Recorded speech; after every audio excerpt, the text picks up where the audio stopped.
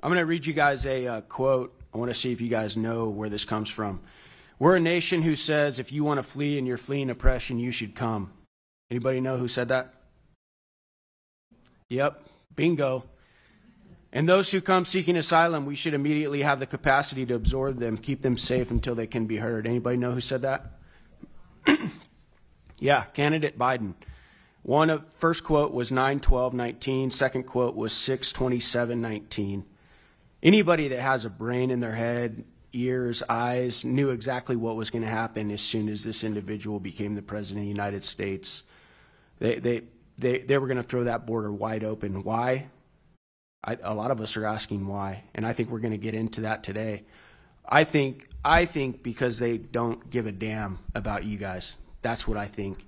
And I've been in enough of these hearings. I'm on the Homeland Security Committee. I'm not going to mince words anymore.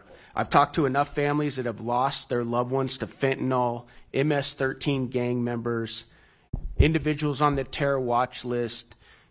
We've talked to hospital administrators talking to us about how overrun their facilities are. I've seen enough of the data, enough of the evidence. Do you guys think that President Biden and Secretary Mayorkas don't know what's going on? Do you think they haven't heard enough information yet? I said I'm not going to mince words. I think it's treasonous. I absolutely do. All right.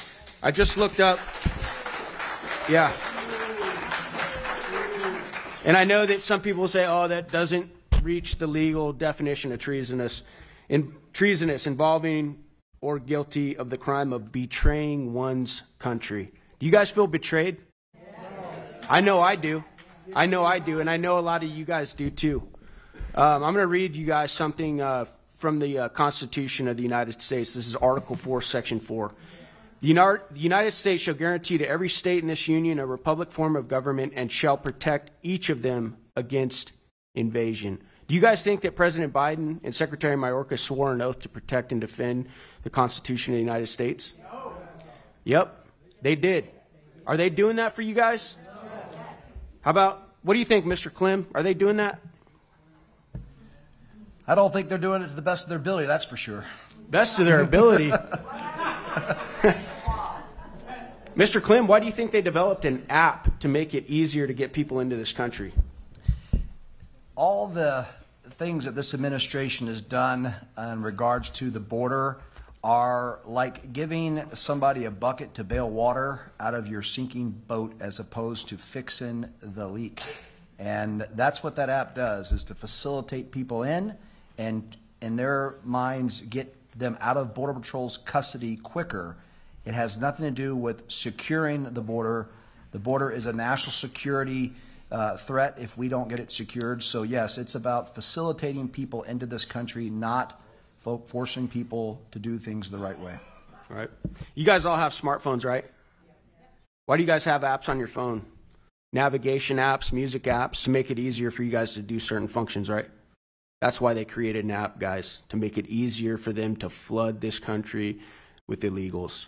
And we could sit here and we could talk about the different reasons why they're doing it, but the bottom line is this is a complete dereliction of duty, and they are betraying you, the American people. They don't care. They don't care. Mr. Karchner, what do you think, sir?